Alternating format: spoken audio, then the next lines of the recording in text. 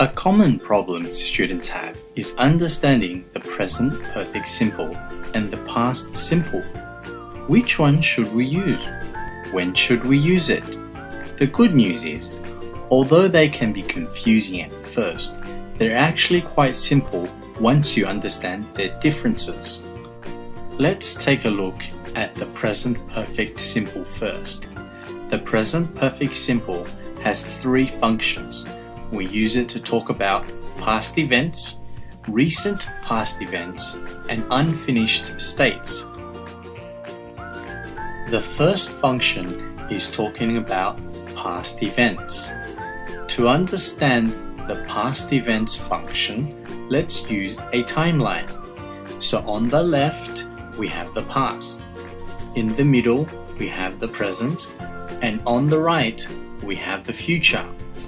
The present perfect simple indicates that something happened in the past, but we don't know when it happened. We just know that it happened sometime in the past between the day that you were born until now. Let's use an example here using the sentence, I've been to Australia. This means that sometime in the past you went to Australia. Now, be careful of the difference between been and gone. Gone means that you went there, but you're still not back yet. Been means that you went there and then you left. And of course, we don't know when you went. It could have been last year or 10 years ago. So when someone asks you, have you been to Australia? It means, have you been there any time from the day that you were born until now? We often use never to emphasize negatives and ever to emphasize our questions about past events. So for example, have you ever been to America?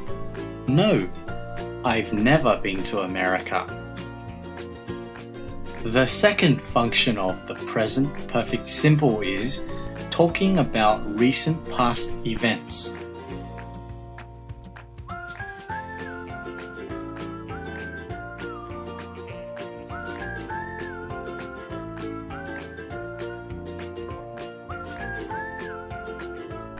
We can also use just, already, and yet for emphasis.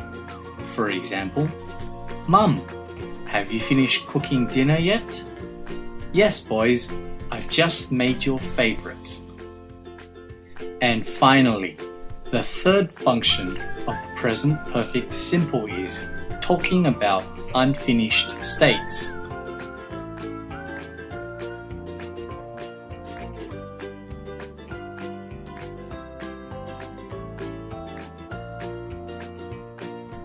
Just remember, we use for a period of time. For example, for an hour, for 2 days, for the last 10 years. And we use since for a starting point of time. For example, since last night, since 3 months ago, since the 1980s. Let's take a look at our timeline again so we can understand this better. On our timeline, we have the past, present, and future. The boy met the girl at a certain point in the past, and they still know each other in the present, which is during their date at the restaurant. But they have known each other for 2 weeks, which means they met 2 weeks ago. On the other hand, the past simple has only one function, that is, to talk about finished events where the time is known.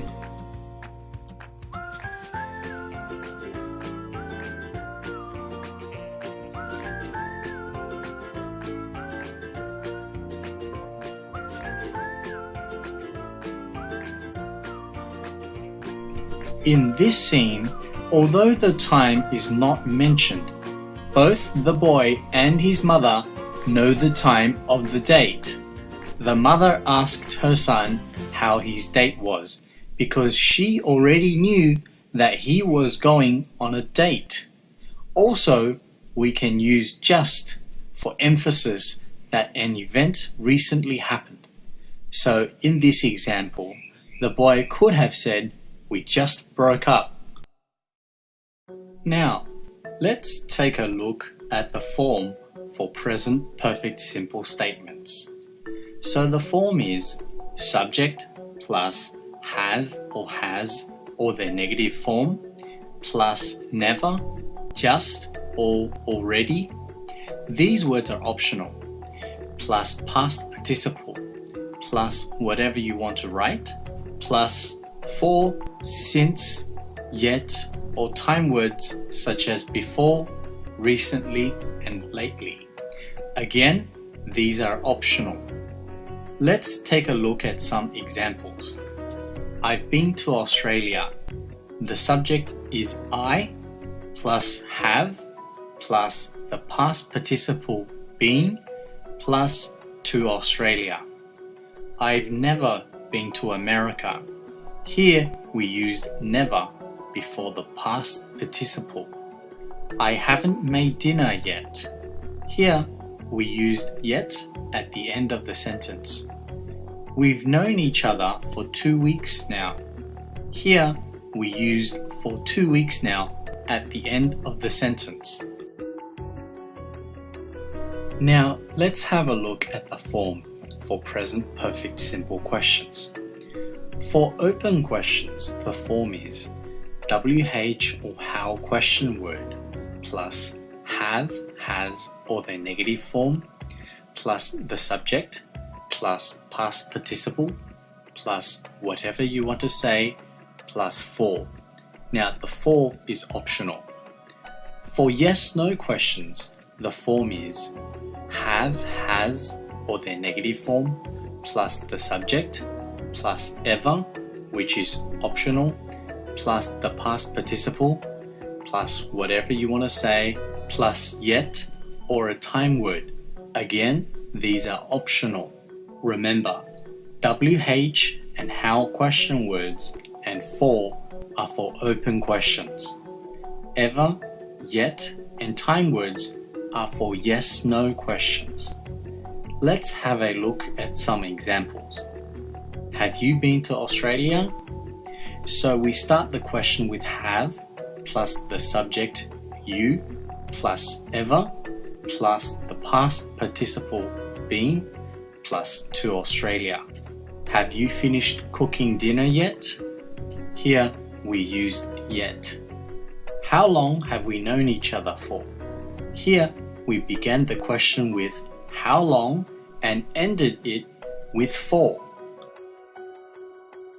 So, to summarize, we use the present perfect simple for past events, recent past events, and unfinished states.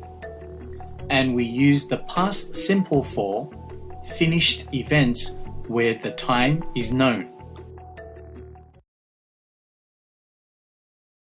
If you've enjoyed our video, please visit our website at umonzu.com for more videos and subscribe to our YouTube channel by clicking the subscribe button and like, comment and share our videos. And make sure you tell your friends and colleagues about Umonzu.